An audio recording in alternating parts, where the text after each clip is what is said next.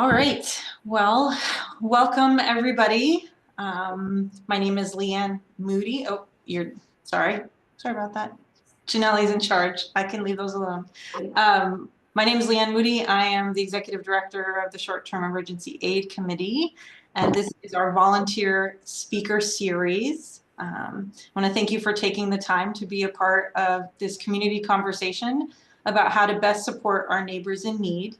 The mission of STEAC is to provide immediate short-term assistance with basic necessities to Yolo County families and individuals with incomes below the poverty level.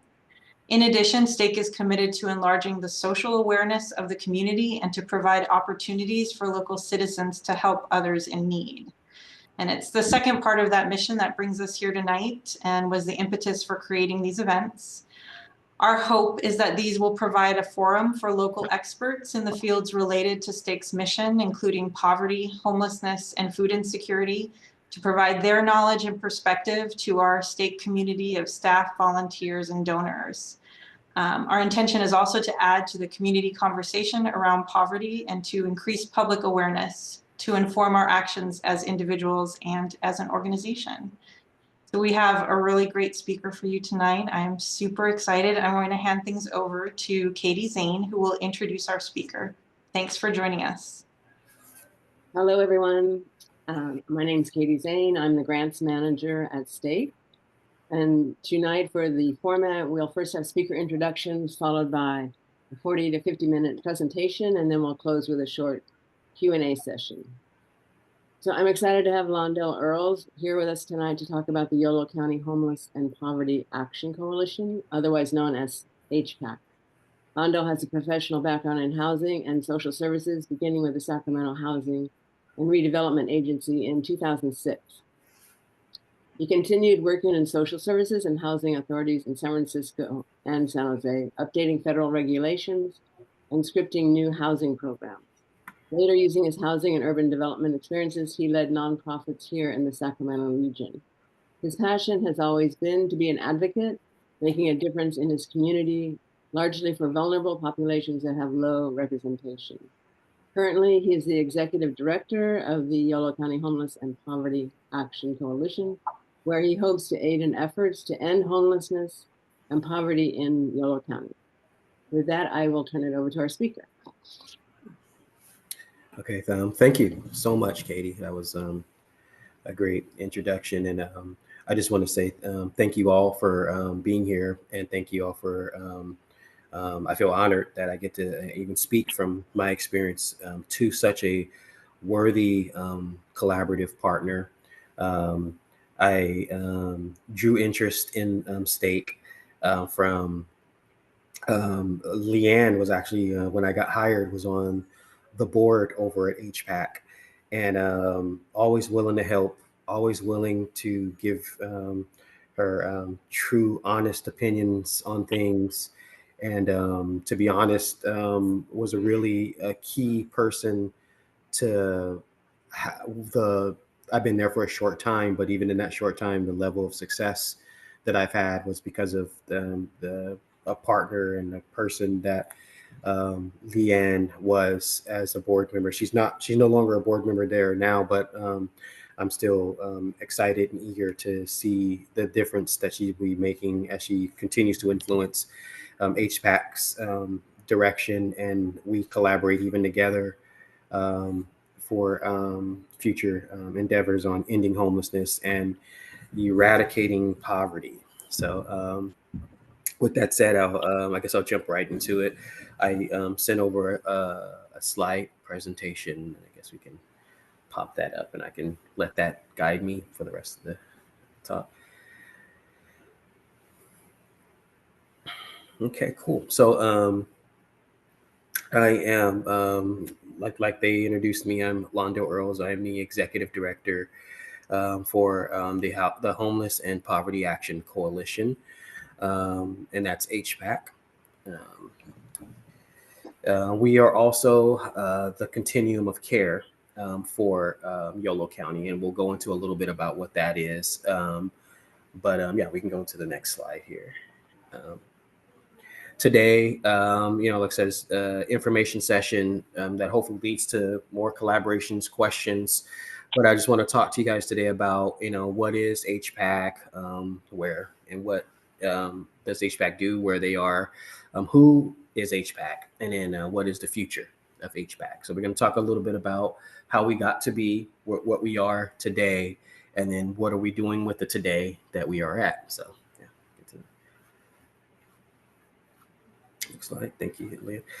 So HPAC stands for Homeless and Poverty Action Coalition, but you guys will hear us use that acronym, saying the HPAC, just like you guys use STEAC because it's easier, compressing so much vision into an acronym, right? But we are Yolo County's lead agency and representative to Housing and Urban Development, which is HUD, the area's continuum of care. And what the continuum of care is designed to promote a community-wide commitment to the goal of ending homelessness, to provide funding for efforts by nonprofit providers, to promote access to and effective utilization of mainstream programs by homeless individuals and families. Long story short, that's a HUD definition, but we really are supposed to be here to encourage the efforts of ending homelessness through funding and through encouraging quality programs and collaboration with providers in the area for homelessness. You can go to the next slide. Thank you. It kind of bled over. Sorry about that. What is HPAC? HPAC existed as an unincorporated association until about March of 2021. Before that, way before that, in 2010, it was just a group of people that met. There's like 10 to 15 people that would meet for about 5 years in between 2010 and 2015. Membership opened up to community businesses and partners whose mission pertained to the issues of homelessness and poverty. Unhoused or formerly unhoused people would, organizations that aided unhoused and unhomeless people would get together and talk about how we're going to solve the issue of homelessness. So I have here that it was individuals, commissioners from 10-year plan commission. We eventually came up with that. And then in 2012, we created a governance charter. In about 2014, the county got really involved, and they had assigned like a staff, like a homeless specialist worker that worked for us. The renewed focus on creating a strategic plan to end homelessness with a measurably. I can't see what that word is. Sorry, on my end it shows it, but anyway, they eventually issued and gave two supervisors started coming to the meeting and started kind of nailing things down and saying, okay, let's give this a little bit more purpose. Let's give this a little bit more direction. So now we went from just some CBOs meeting to actual government supervisors and county officials saying, okay, this is something that's needed. Keep in mind that whole COC thing hasn't necessarily happened yet too, by the way. So let's go to the next slide.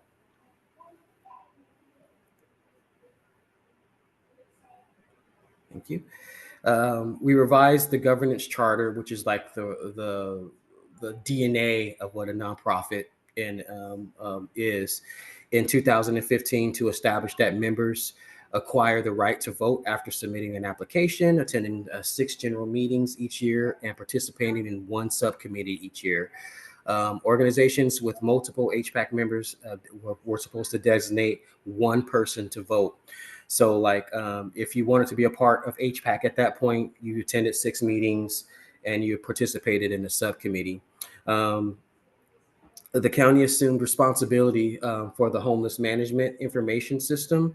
And you guys will hear me talk about this a little bit. HMIS, they assumed that contract. The county also appointed a staff person, like I talked about before, to serve as the homeless coordinator. And then that individual would support HPAC alongside an analyst. So they were at this point a county worker and then an actual employee at this point, funded by the county. So that's how HPAC at this point, here we are, has officially landed as, okay, we have a person on the ground doing some actual work. We're not just people meeting and coming up with plans, but we're actually people now trying to organize those plans and act on those plans. Participation at HPAC meetings increased from the 10 to 15 that it was in the beginning to now we're talking 25 to 35 people. And then we started to talk about coordinated entry. Next slide, please. The governor's charter had been revised up to 3 times in between the 2016 and 2018, just trying to get it right. Like, how is it supposed to look? Now we're talking about coordinated entry. Now we're talking about what are the responsibilities and the roles of HPAC to the county. In the midst of this, coordinated entry first meeting was in May of 2017. And then they adopted their first coordinated entry policy and procedures manual in 2018 of January. Attendance rose at the general HPAC meetings to about 40 people by the end of 2018, and multiple funding opportunities now had become available with the county as partners and now the state as partners. So grants like the Emergency Solutions and Housing Grant, Homeless Emergency Aid Program, and then the No Place Like Home rolled out in the late 2018. In 2019, services picked up. So now there's services coming via HPAC. And we continued to roll out these new funding sources from the state.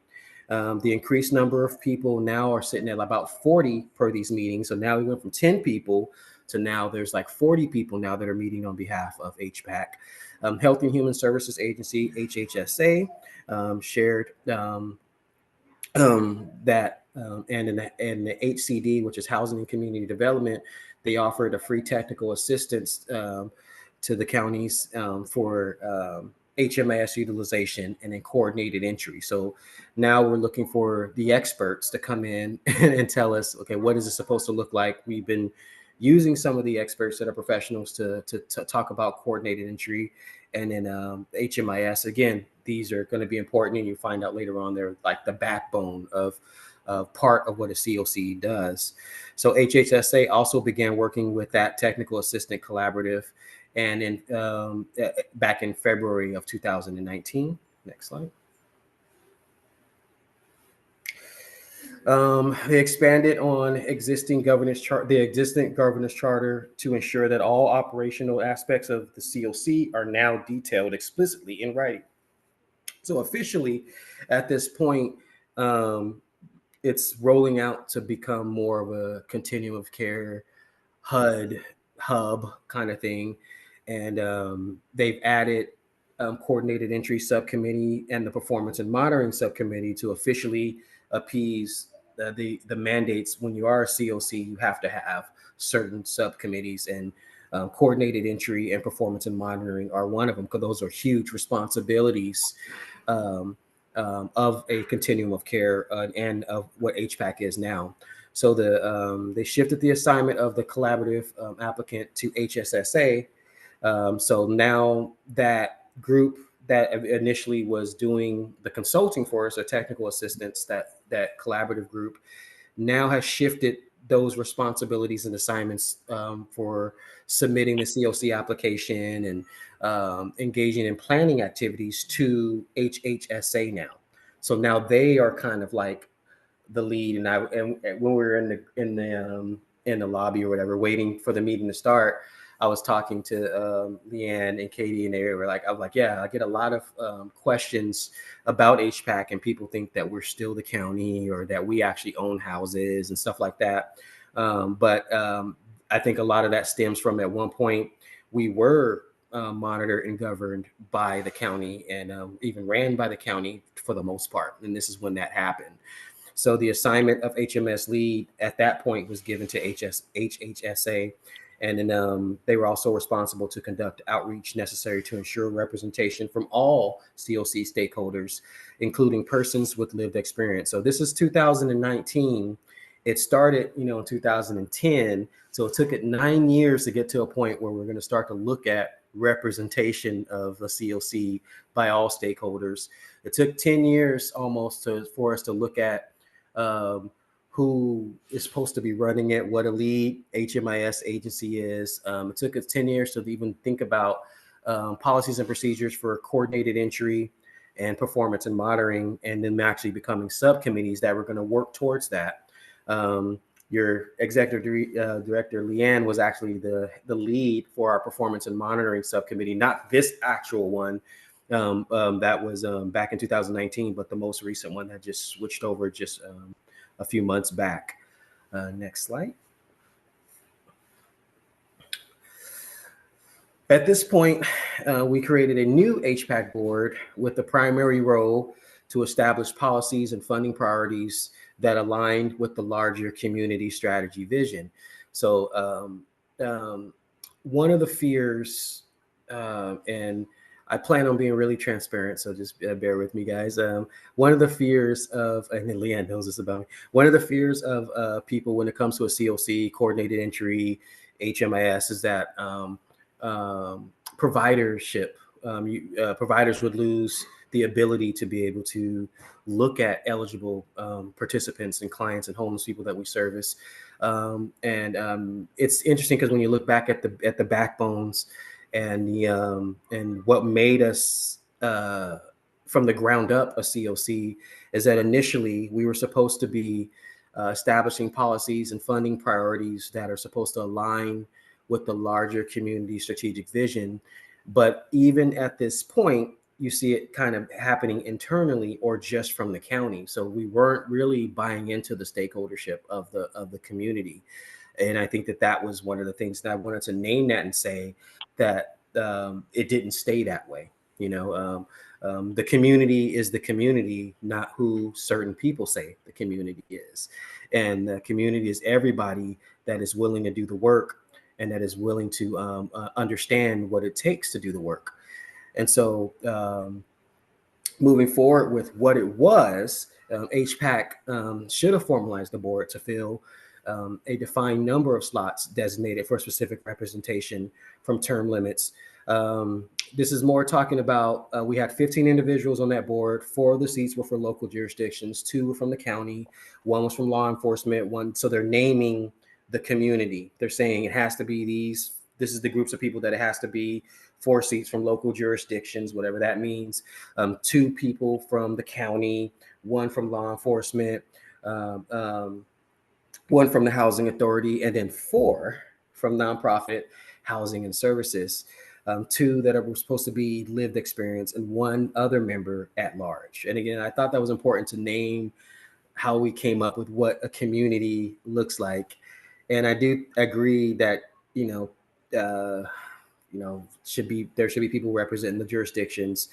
There should be people from the county. There should be people from law enforcement. All those categories are great, but it really struck me when I saw that there was only 4 nonprofit housing and services people that were supposed to be making decisions for the whole entire county, and then we still were calling that a community. I did like the fact that at one point there were 2 lived experience people, because now there's only 1. But I do feel that community is community, and my personal and professional opinion is that would be less jurisdictional, because we report to them. So why would they're already making decisions in their roles in the government. Why would they be inside making roles and decisions? But this is what it started as. This is what it was. And so I say this to say, like, whatever you heard, this is what that comes from.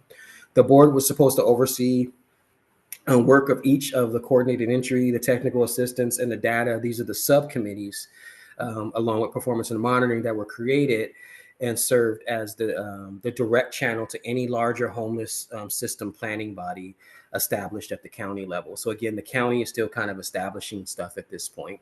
Next slide.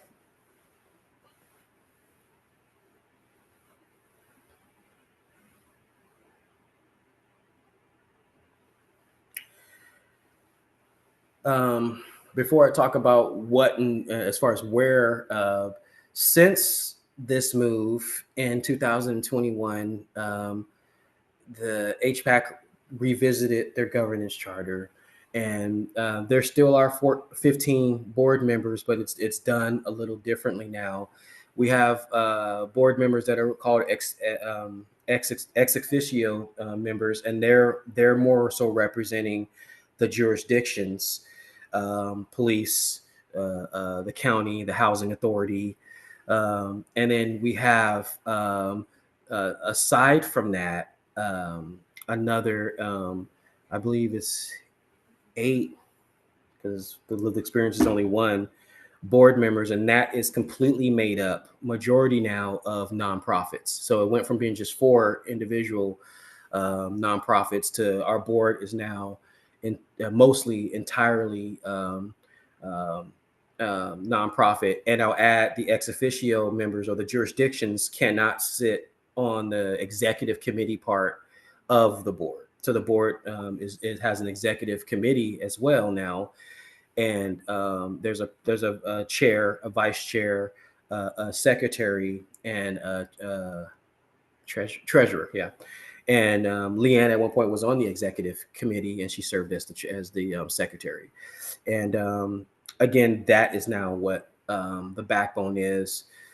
We've had a few executive directors, some of my predecessors, and eventually it landed on me. I was hired in June of last year, and when I was hired, I was told, hey, we need help with some of the housing aspects. We need help with some of the ways we deal with our county partners.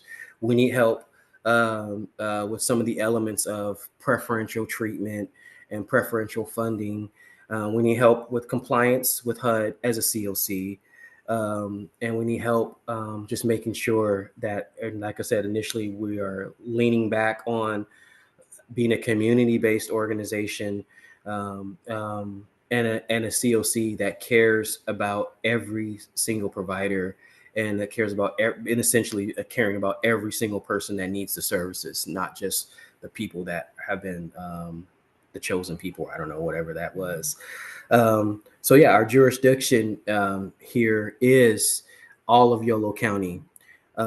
Primarily though, it's not all of the cities because it's all the cities where there's going to be HUD funded or homeless initiative funded funds and programs and grants.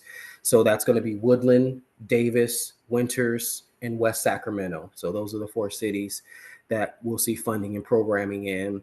You'll see competitions for grants. You'll see collaborative efforts to end homelessness in those cities. We're not going to not do something if there's a need in another city, but at this point, that's what HUD has identified.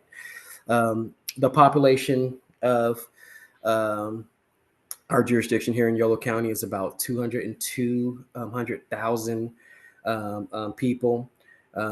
Within that, and this is a number just for Woodland, Davis, Winters, and West Sacramento, there are 84,000 housing units, and so imagine 200,000 people and only 84,000 housing units. So that tells you straight up that there's not enough housing for everybody.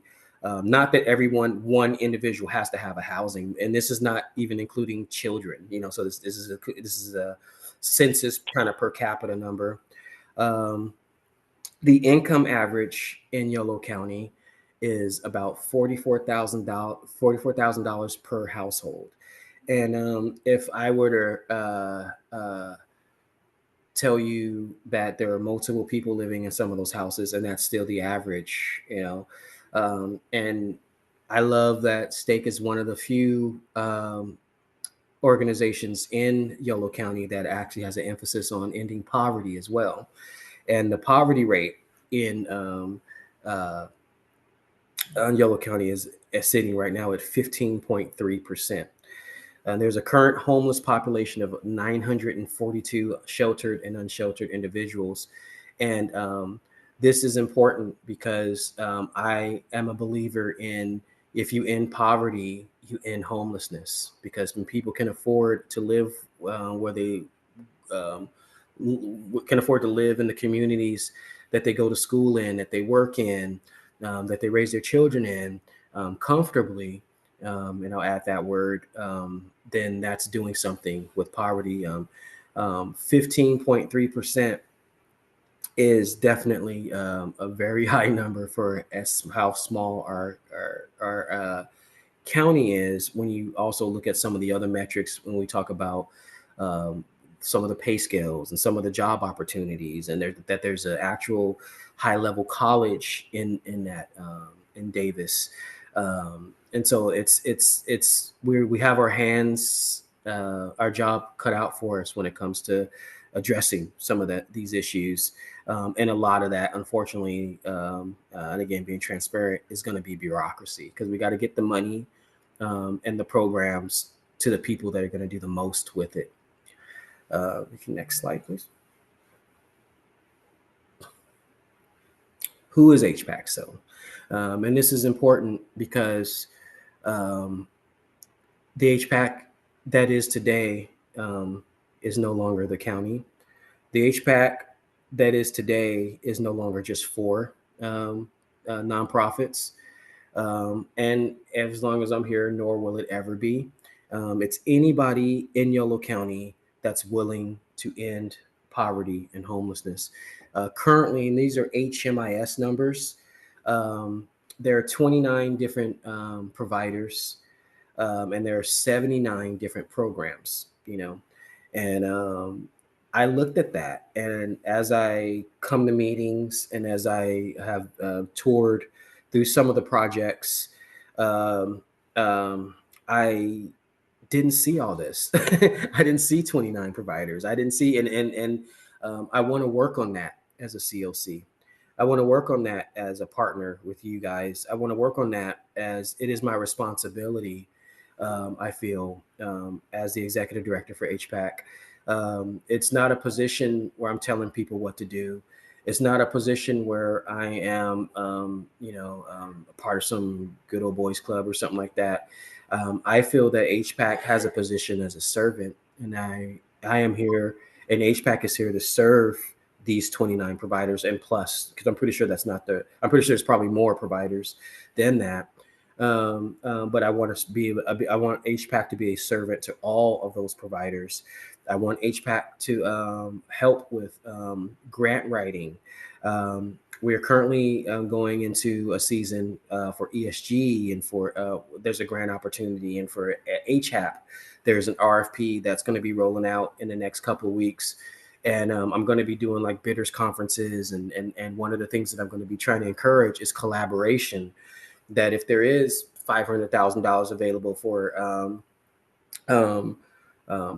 housing solutions, that it doesn't just have to be one organization that wins that money. It can be four, and it can have a plan together, and it can be. I want to introduce the idea of sustainability. So there's a program that permanent housing solutions would benefit, then let's look at that. And when we grade those applications, that's what I'm encouraging the selection committee to be looking for. Like, who was collaborative, who didn't just look to take the money, and yeah, do a good thing. And I'm not trying to discredit any organization that applies by themselves. I think that sometimes is necessary, but I want us to look at the continuum, and I want us to look at what we're trying to do. And imagine if we already have a program that's running 300,000, and we can add another 100,000 to sustain, workers and navigators and assessors that are going to be working scoring and data drivers and analysts. Or we can sustain and add to a program that may need vouchers, or we can use some of that money for one of the things you hear me talk about a lot is HMIS, because that's where we get all these numbers from. And that's where our coordinated entry system and our wait lists will be. So it's going to be very advantageous for us all to have an understanding of that. So the trainings and certifications, and if a nonprofit needs a better computer, even like, I want to be thinking on that level, because I want us to be looking at what we can do to make this work. So who is HPAC? We start with all of you. You are Yolo County's homeless service system, and we can't be a COC without you guys, and the days of the COC just sitting on top of like a Mount Olympus pointing down and drawing up silos. I don't want that to be that way anymore. I want us to really start to look at um, ending homelessness unselfishly, and we would think that would be an automatic, but what happens is we get conditioned because of what everybody else has already been doing. And like I said, I told you I'm gonna be transparent. I'm gonna be this, and I want to say that to you guys because I want you guys to hold me accountable to that. I want you to, if you need a training, I want you to reach out and we can look at a way to find some training. If you need a resource, computers or navigators, or if there's issues with funding, and or you feel like you've been excluded from a grant or something like that, like please let me know. And I'll do what I can as a servant and as a service to you, as that's what a COC is supposed to be. Next slide. We were in Davis. We recently moved to 814 Court Street in Woodland.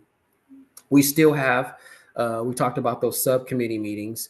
Every third week, we have the data, the coordinated entry, the technical assistance, and then the performance and monitoring. So if you are interested in coming and viewing one of these subcommittees then it's open to the public. They're not secret subcommittees. Our governance meeting is not a secret place. Everybody is invited to it. It's where all those board members that I talked about, they meet there and they decide and talk about things. The county gives a report. I give a report. You see some of the finances that we have as HPAC. Everything's out there. And then we have a provider meeting, which is every second Wednesday of every month, and all the providers come in and talk about things. And I really want that to become a place also where it's safe and it's open and we're all there together. We're not competing. So if there's an issue or if there's a need, we're able to communicate that, and we're able to even I dream of a provider meeting where someone says that they need something and another provider steps out and says, yeah, I actually got some of that. So let's meet offline and let's talk about that. But that's, if you hear me say nothing else, hear me say that I want you to succeed. I want STEAC to succeed. I want STEAC to grow. I want STEAC to be sustained. I want the people that you serve to be served with high quality, or sort of say as best as quality, because I know that as nonprofits, we have our hands and our hearts, and that's what determines our quality sometimes when we can't get the funding. And so with that being said, next slide. HPAC ultimately exists to end homelessness and poverty in Yolo County. This is one of our little marketing things I've been doing, like these strategies, marketing, reach out to the community and let people know what we are. But imagine if your day-to-day survival were dependent on others' kindness. We take that for granted. We wake up in our beds, we wake up in our air-conditioned and heated homes and blankets, and there are people out there that don't have that. There are people out there that what they eat today is dependent on if someone looks at them in a certain way and gives them money or food or a sandwich. And I really try to take and magnify that and take that into consideration for what I am as an executive director, and where I want to steer HPAC into becoming is a place where we emulate kindness. I want Yolo County to be a kind county. I want us to be kind to each other. I want us to be kind to our partners, our stakeholders. I want us to be kind to every citizen and every person that's part of the community, including those in poverty, including those that are homeless. And so, kindness is everything to me. Next slide. Looking forward to the future. HPAC's plan is that accessibility for all, no vulnerable population will be excluded. Ultimate utilization of HMIS so that we have analytics that everybody can view and data that everybody can use for grants and for One of the things that a lot of people don't know, that when we do apply for grants, that you can use the data from the actual COC. You can use, so, you might say, well, as STEAC, we might help this many hundreds and thousands of people. But if we talked and added the COC, now we're talking hundreds of thousands of people. Re-strategizing coordinated entry. Not looking at, oh, we have a centralized list and here we're going to send you a person, and that person is not eligible for your program, or that person may not be the best right size or right fit for your program. So we're determining that's a good question, and I'll hit that in a second. We're determining outcomes for people and dooming them by just having one centralized list in the past, like we have in the past, and just saying, oh, you're at the top of the list. Hey, STEAC, we got a person, you got to take them. And if you don't take them, you score negative. And who would want to be a part of that? We want non-providers or non-provider types to have their own lists. So you can essentially, in the new system, find someone that can walk right into your organization and can need assistance, and you can literally add them to the list and still be in compliance and still get them referred. Not only that, we're going to cross-train so that everybody knows the eligibility factors for STEAC. So in the event that somebody is actually a better fit for your program, they can actually refer them straight to you, and it would be a good fit right from the top of the list. That is what we are trying to accomplish, and that's what we pretty much have accomplished with our new coordinated entry system, where there's power to the providers. I want us to rethink how we seek partnership and collaboration. I want us to rethink how we seek funding and sustainability.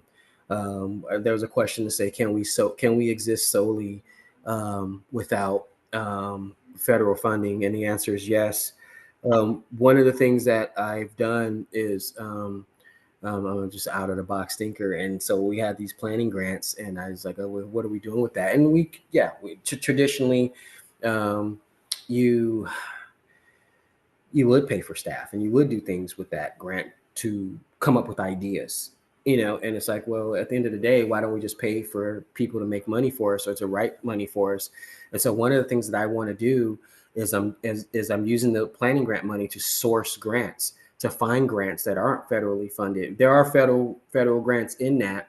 And one of the things that I'm going to do as a COC is open up pipelines for people and say, hey, this is a good grant that looks like it would fit your mission vision.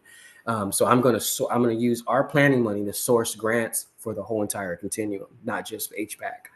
And so yes, we do welcome federal money, and that's the best kind of money in a sense, because they usually give it in large lumps. But $50,000 here, $80,000 there, $250,000 over there does also go a long way, especially if we can continue that money to keep coming in. So I want to look at and rethink how we seek funding and sustainability.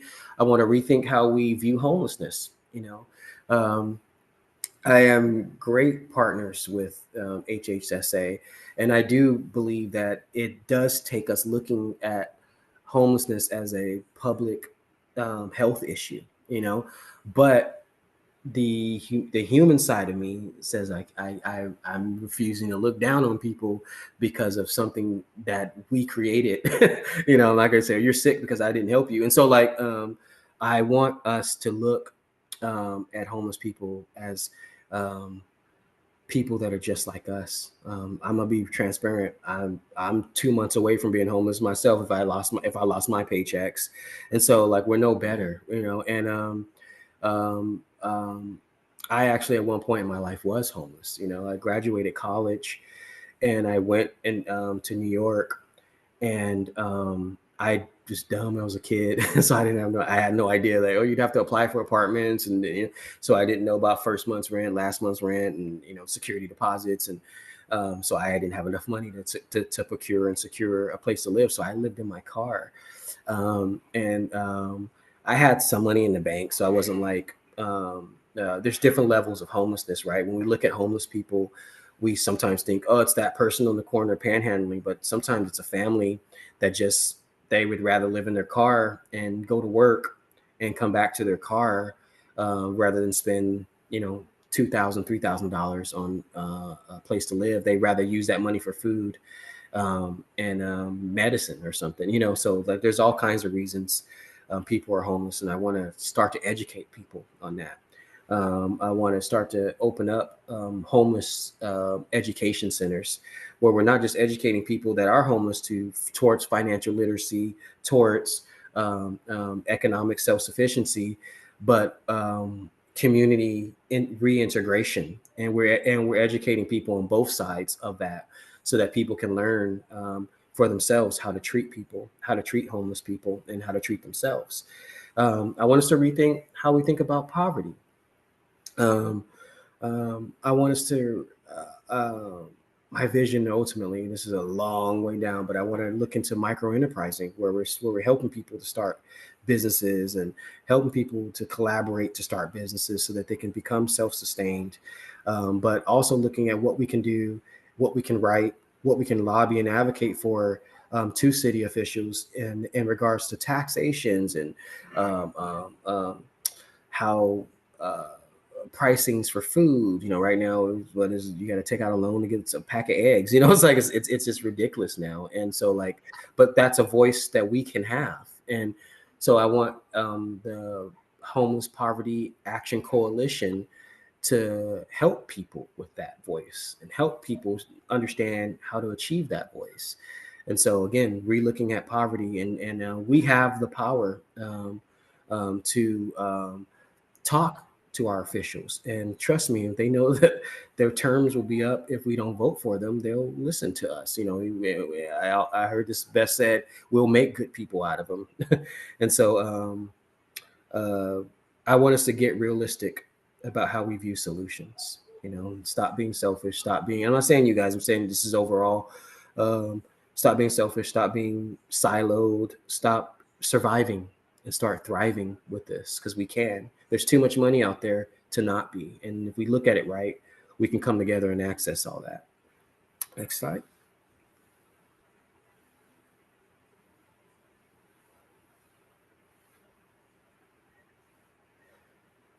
That's funny, push stuff. So all the boring stuff in the beginning with the logistics and how we became, but the most important thing was I want us to rethink how to be human to each other, you know.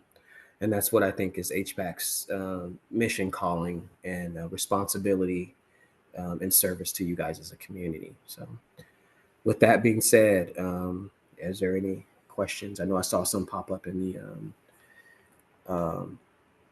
the chat.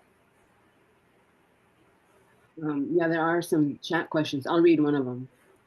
It seems like the people I encounter who are homeless have severe mental health issues. What is the relationship between HPAC and mental health services in the community? Can HPAC help only people who are capable of living independently? If so, where do the people who need assisted living care go for help? Yeah, I am. So we don't ourselves have a program that helps with that level of service.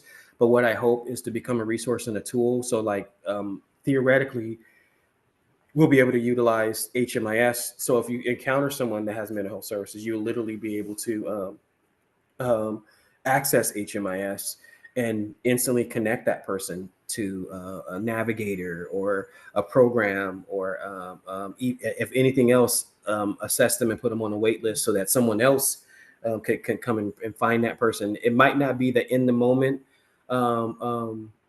remedy, you know, but eventually I hope that it would get to that point, because I years down the line, I envision. Have you guys ever? I don't know if you guys have ever visited downtown Sacramento, or like a big city like San Francisco or LA, where they have like these people wearing these vests and they're like concierges to the city and stuff like that. I envision a navigation system for homelessness and poverty like that, where someone will find you on the street and connect you. That person would be a resource to the people. So eventually I wanted to go there. I know I just said be realistic, and I'm not trying to preach dreams, but that's where it's going to go. Unfortunately, the direct answer and the immediate answer to that question is right now, there's very little HPAC can do for that person. And I definitely want to change that. Okay. Londell, I saw it's in the chat, but also I think there's people on here who aren't really familiar with what a COC is or HMIS. Do you want to give a kind of what, for those who aren't familiar with those terms or how the homeless system works? Absolutely. So there are federal funds, state funds, and then municipal grants that are directed towards housing, homeless housing, and efforts towards assisting those in the housing category of services. What HUD has done is they set up in every state jurisdictions of, if you will, a small version of themselves to monitor and issue funds and look for funds for those efforts. So that's what a COC is. It initially becomes made up of nonprofit providers and service providers, but the actual COC within itself's function is to be the eyes, ears, and voice of the community to HUD, but also the eyes, ears, and the voice of HUD to the community. So that's the easiest way to describe it. We get graded on how well we do that, and that increases the amount of funding that we can call out and draw down from HUD every funding cycle. So if you will say, our technical goal is to raise our score so that we can ask for more money per the effort or the need in a community. So essentially, a COC is a grading mechanism so HUD can be assured that they're giving money to good stewards in that community.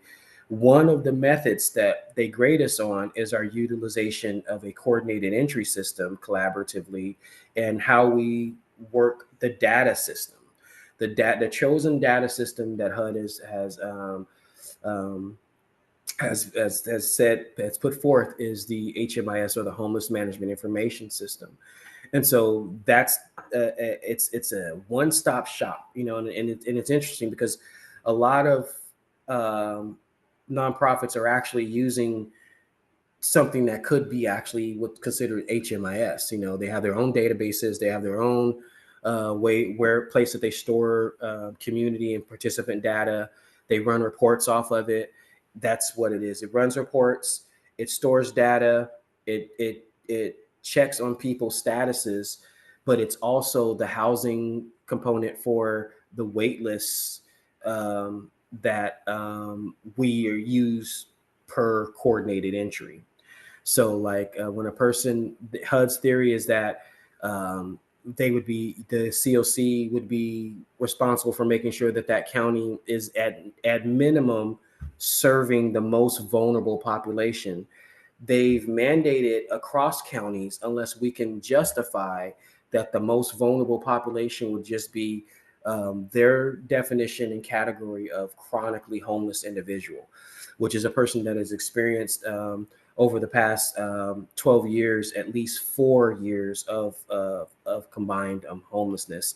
And you can imagine, if I was a youth, I wouldn't qualify for that. Or if I was escaping a violent person, I just became homeless tonight. So why wouldn't I be the most vulnerable person? So it's like there are issues that affect that we work on within coordinated entry, but COCs monitor that, and then the HMIS system is the data system that they use to communicate back to HUD all that information that they monitor. And we don't just use it ourselves. Like police use it, hospitals use it. It's a collaborative system that all these service providers are using, and that's the government's way of saying we want it all in one stop, one place. Someone wrote, and you kind of touched on this, can you survive without help from the federal government currently in chaos? Yeah, currently no, probably. But with thinking ahead and like I described earlier, thinking outside the box, I'm actually going to use federal money to source other sources of income for the whole entire continuum. My goal is to have a pipeline and to have access to grants that are sourced specifically. I'm working with USCIF, I think, United States Federal, or USCF. Anyway, but the you need SAM's registrations and stuff like that. So like I'm utilizing that system to hire an internal person through SAM's to source grants directly fitted for the issues or the needs of Yolo County. And then once I identify those, I'm gonna be transparent. As soon as I see a grant, we're gonna redo our website so that STEAC or any other provider will actually be able to go to our website and look and find grants that might fit them. And I'll have them categorized. Like if you're looking for a grant that can do this, if you're looking for a grant that can do that, you're looking for administrator grants, look for operations grants, you're looking for service grants that do this kind of stuff, flexible grants that you can figure out something to do. And we're eventually going to go even a step further and have grant writing workshops. So that as we see those grants, and not just like, oh, have fun, apply for these grants that you won't get. I'm going to also have workshops set up through the sourcing component with SAM's that will come and do grants workshop that teach us how to write grants successfully and with high success.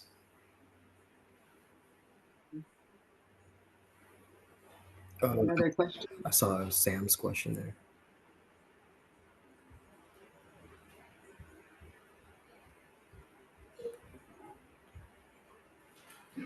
Let's see.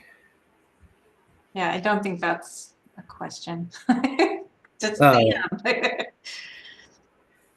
So even better because if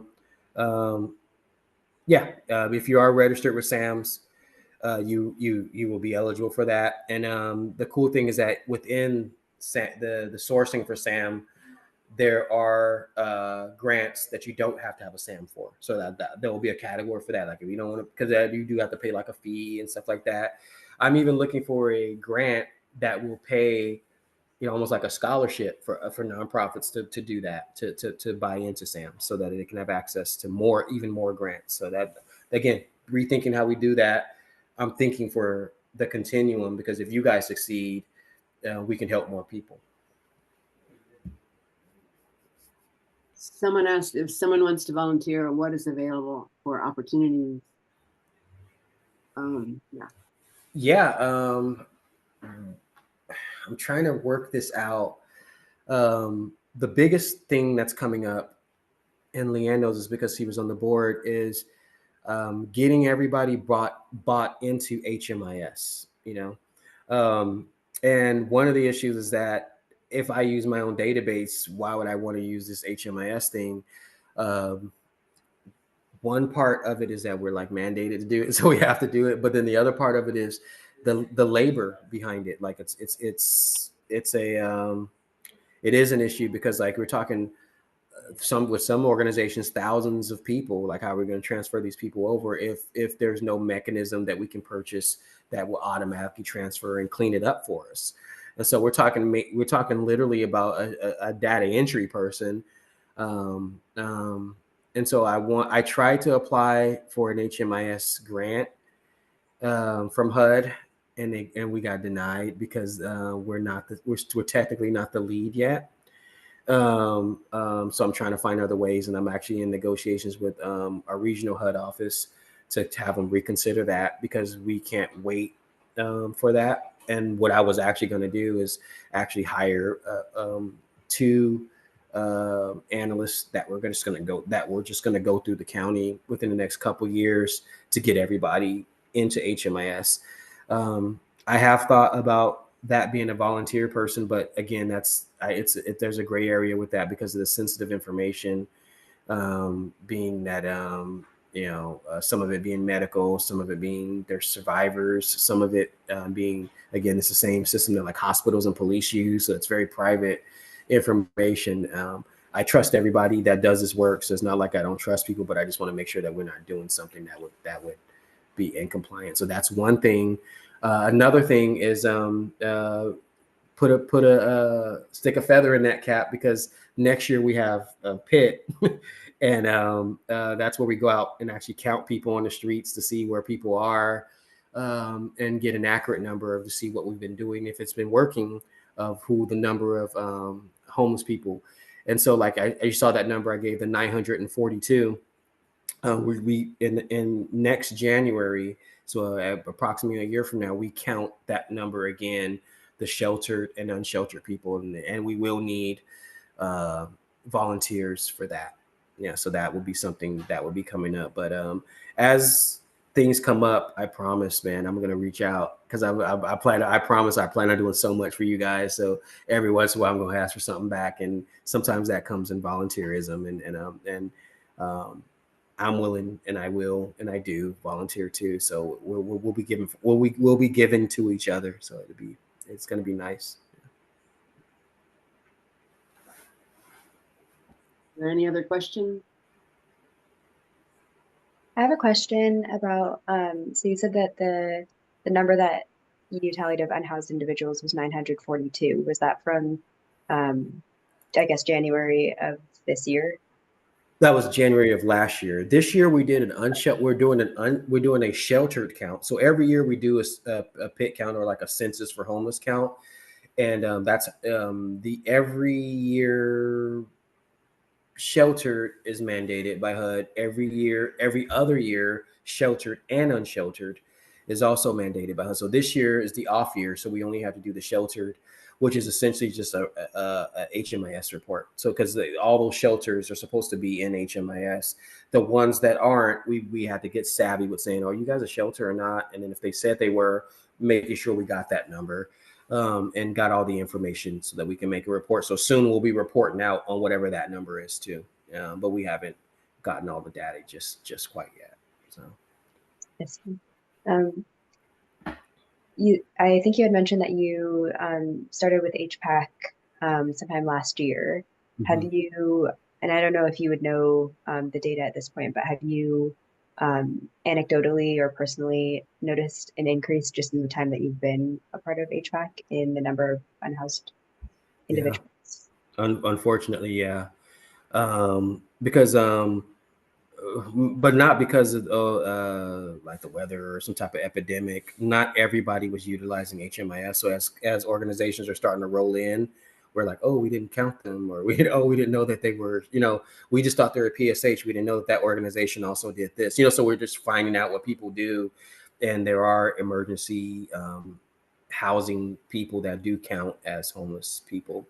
And so these are numbers that we're becoming aware of now. And this is without going out into the street and counting people, obviously, but this is just more of a system cleanup kind of thing. Yeah. Thank you for all the information and for your presentation. Absolutely. Yeah. So I think we have time for one more question. Does anyone have a question? No? Well, Londell, thank you so much. What an amazing presentation. And we love your passion for what you're doing for our community. It's inspiring. Thank you also to everyone who attended tonight's event. It's great to have this many people interested in these issues. Our next event will probably be in 3 or so months, and then we will be sending out notifications about it. So thank you, everybody. Good night. Thank you so much, Londell. Thank you, guys. And like I said, I'll be in touch. Sounds good. Have a good evening. All right, you guys take care. Good night, everybody.